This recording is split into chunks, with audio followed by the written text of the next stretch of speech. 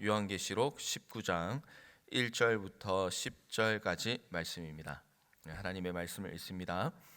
이 일 후에 내가 들으니 하늘에 허다한 무리의 큰 음성 같은 것이 있어 이르되 할렐루야, 구원과 영광과 능력이 우리 하나님께 있도다. 그의 심판은 참되고 의로운지라. 음행으로 땅을 더럽게 한 큰 음녀를 심판하사 자기 종들의 피를 그 음녀의 손에 갚으셨도다 하고, 두 번째로 할렐루야 하니 그 연기가 세세토록 올라가더라.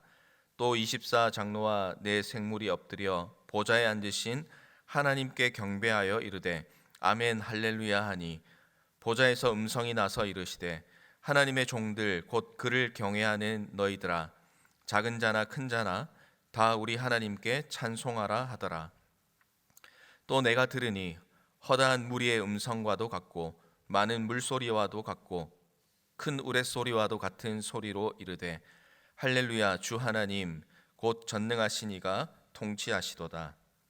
우리가 즐거워하고 크게 기뻐하며 그에게 영광을 돌리세. 어린 양의 혼인 기약이 이르렀고 그의 아내가 자신을 준비하였으므로 그에게 빛나고 깨끗한 세마포 옷을 입도록 허락하셨으니 이 세마포 옷은 성도들의 옳은 행실이로다 하더라. 천사가 내게 말하기를 기록하라. 어린 양의 혼인잔치에 청함을 받은 자들은 복이 있도다 하고, 또 내게 말하되 이것은 하나님의 참되신 말씀이라 하기로, 내가 그 발 앞에 엎드려 경배하려 하니 그가 나에게 말하기를 나는 너와 및 예수의 증언을 받은 내 형제들과 같이 된 종이니 삼가 그리하지 말고 오직 하나님께 경배하라. 예수의 증언은 예언의 영이라 하더라. 아멘.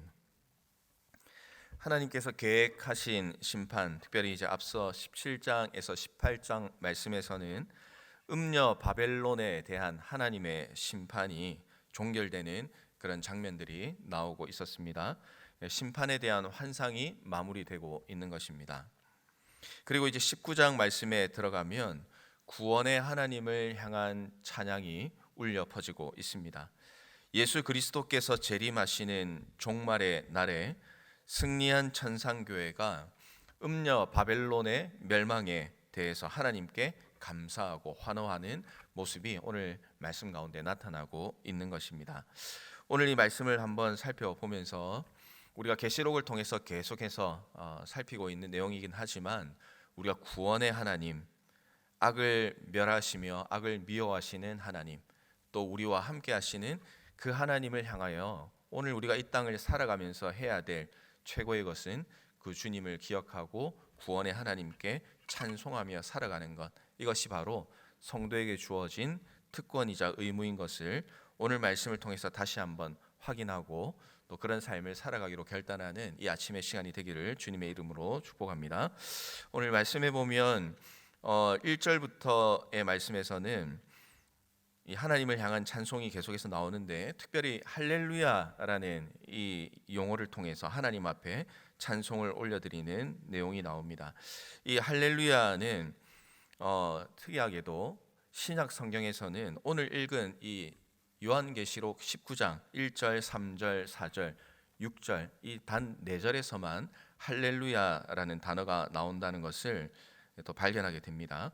시편 기자들이 하나님께 대한 찬양과 감사를 외쳤던 그 할렐루야가 담긴 시편을 연상시키는 찬송이라고 할 수가 있겠습니다. 1절부터 2절에는 첫 번째 할렐루야의 찬송과 또 그에 따른 내용이 나타나고 있습니다. 1절 말씀을 보면 심판 이후에 요한은 하늘의 허다한 무리의 큰 음성 같은 것을 듣습니다. 천상의 교회가 외치는 소리라고 할 수가 있겠습니다. 그들이 할렐루야를 힘써 외치는 이유는 분명하게 기록합니다. 하나님의 심판이 참되고 의롭기 때문에 할렐루야로 하나님 앞에 찬송을 드리는 것이죠. 하나님이 음녀 바벨론을 심판하시고 그리고 하나님의 백성은 구원하고 있습니다. 심판과 구원과 영광과 능력이 하나님께 있기 때문에 이 할렐루야를 외치면서 하나님께 찬송을 드리고 있는 것입니다. 3절 말씀에는 두 번째 할렐루야의 내용이 이어집니다. 그 연기가 올라가는 것에 대해서 감사와 찬양을 하고 있습니다. 우리가 이제 한글 성경을 보면 이 연기를 보면서 자연스럽게 이제 생각할 수밖에 없는 것이 이 하나님에 대한 찬양이 지금 울려 퍼지고 있으니까 이 연기는 뭐 성도의 찬양이거나 성도의 기도인 것처럼 이제 느끼고 지나가는 경우가 있습니다. 그런데 이제 말씀을 보면 그 원문의 말씀을 보면 이 용어를 어떻게 해석하느냐 하면 그녀의 그 연기 이렇게 해석이 됩니다. 그러니까 지금 올라가고 있는 연기가 무엇을 의미하냐면 거대 도시 음녀 바벨론의 멸망된 모습을 보여주고 있다라는 것을 우리가 기억해야 할 것입니다.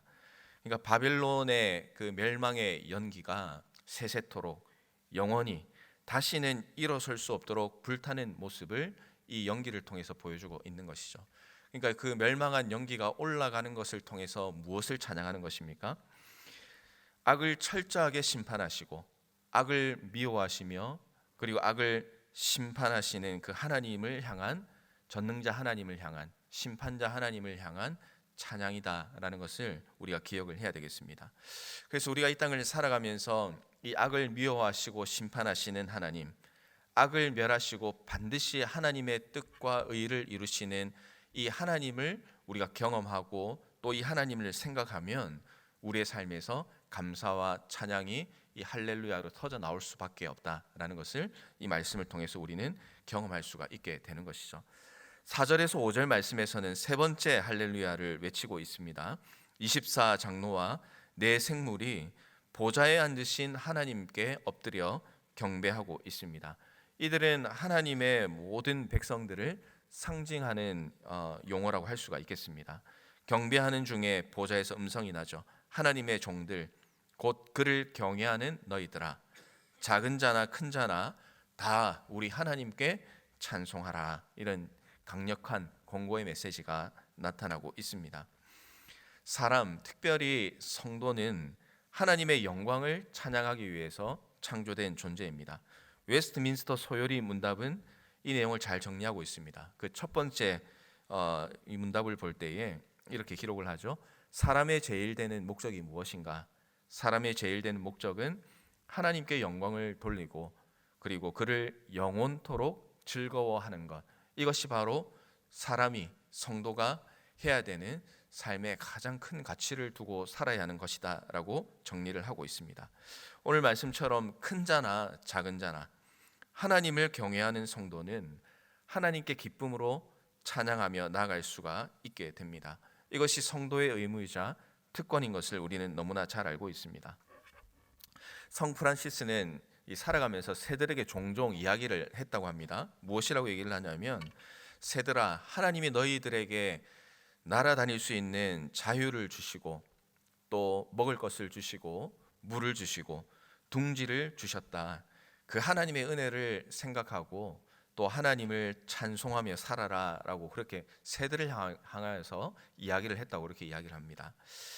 이 프란시스는 새들에게 말하는 그런 이야기이긴 하지만 사실은 자기 자신에게 하는 이야기라고 할 수가 있겠죠.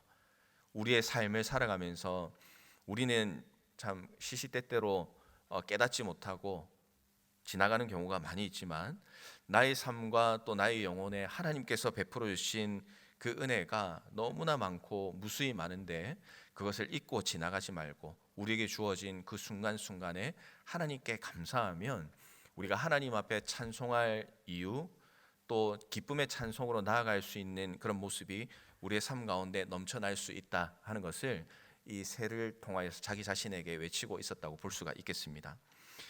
보이지 않는 무수한 곳에 펼쳐진 하나님의 은혜를 잊지 말고 우리의 삶 또 우리의 입술에 하나님의 찬송이 넘쳐나는 그런 복된 우리의 인생이 되기를 바랍니다. 주님을 처음 만났을 때 잠깐 뜨겁게 찬양하는 것이 아니라 오늘 할렐루야를 외치며 그 할렐루야를 외치는 이유를 기록한 것처럼 우리를 구원하신 하나님, 또 악을 미워하시고 악을 반드시 멸하며 심판하실 하나님, 또 무엇보다 오늘도 우리와 변함없이 함께 하실 하나님을 기억하면서 오늘 하루의 삶을 살아가실 때 할렐루야 찬양이 넘치는 그런 복된 날이 되시기를 주님의 이름으로 축원합니다. 6절에서 8절 말씀은 또 네 번째 할렐루야가 나오고 있습니다. 허다한 무리의 음성과도 같고 많은 물소리와도 같고 큰 우레소리와도 같은 소리로 이루고 있습니다. 그들이 무엇을 찬송하고 있습니까?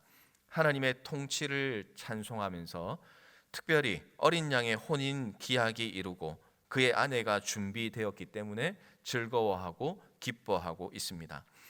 유대인들은 남녀가 결혼을 하기로 약속을 하는 그 정혼을 하게 되면 일정 기간을 떨어져서 지내게 됩니다.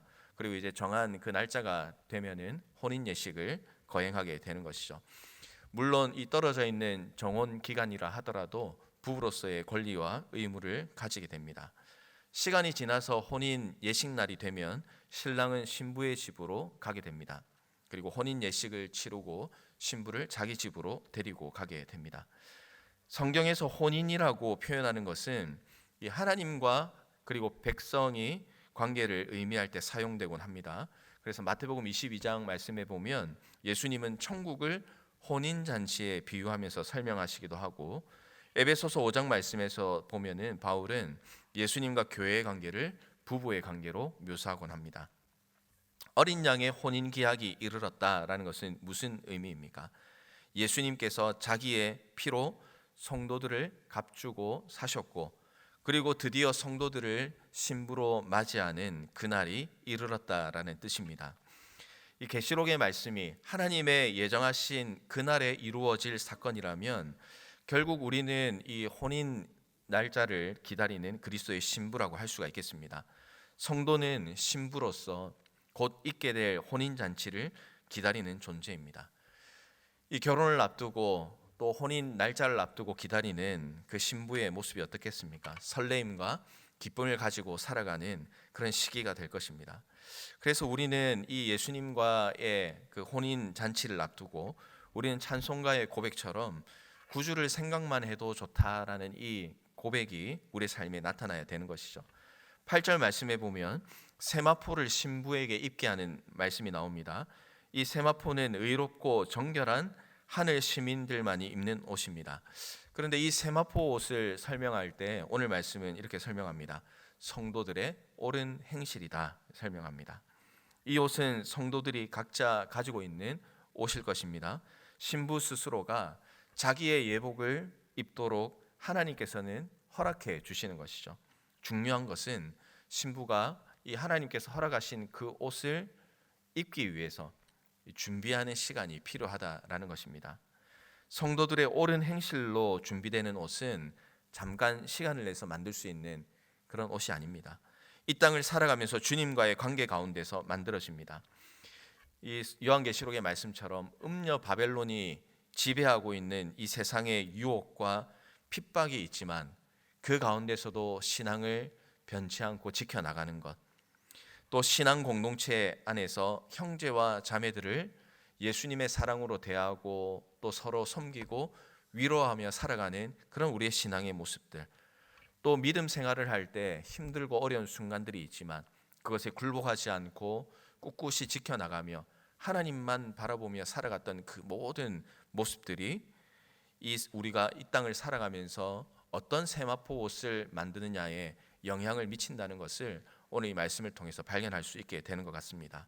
그래서 우리의 삶은 매일마다 주님과 동행하는 삶을 살 뿐만 아니라 오늘 이 말씀의 표현처럼 옳은 행실의 세마포를 우리가 어떻게 준비하며 살아갈 것인가 하는 그런 숙제가 우리에게 남겨져 있다는 것을 오늘 이 말씀을 통해서 꼭 기억하시기를 바랍니다. 이 잔치에 초대받은 자들은 복이 있습니다. 비록 요한은 섬에 유배되어 있고 기독교인들은 신앙 때문에 재산과 목숨을 다 잃을 수밖에 없는 그런 상황 가운데 있었지만 혼인잔치에 초대받은 성도는 그것과 비교할 수 없는 영광이 있기 때문에 힘들고 어려운 순간에도 하나님께 찬송하며 살아갈 수 있다. 요한은 이 계시록의 말씀을 통해서 그 성도들을 향하여 위로와 또 사랑의 메시지를 전해주고 있는 것입니다. 말씀을 정리합니다. 우리가 살아가면서 누구나 마찬가지입니다. 혹시나 살아가는 가운데 고통이 있으십니까? 고통 중이지만 어린 양의 혼인잔치에 초대받은 자다라는 그 확신이 있으면 우리는 그 순간에도 기도할 수 있습니다. 혹시 슬픔 가운데 있으십니까? 슬픔 중에도 어린 양의 혼인 잔치에 초대받은 자라는 확신이 있을 때 우리는 기뻐할 수가 있습니다. 이런저런 이유로 신앙생활하는 것이 고되고 힘들 때가 있으십니까? 힘든 중에도 구원의 하나님을 바라보면 감격의 찬송을 드릴 수가 있습니다. 오늘 우리가 어떤 상황에 있든지 우리와 함께 하시며 우리를 신부로 삼아 주신 주님께 기쁨과 기도와 찬송으로 나아가시는 모든 성도님들, 또 그런 복된 하루의 삶을 살아가시는 모두가 되시기를 주님의 이름으로 축원합니다.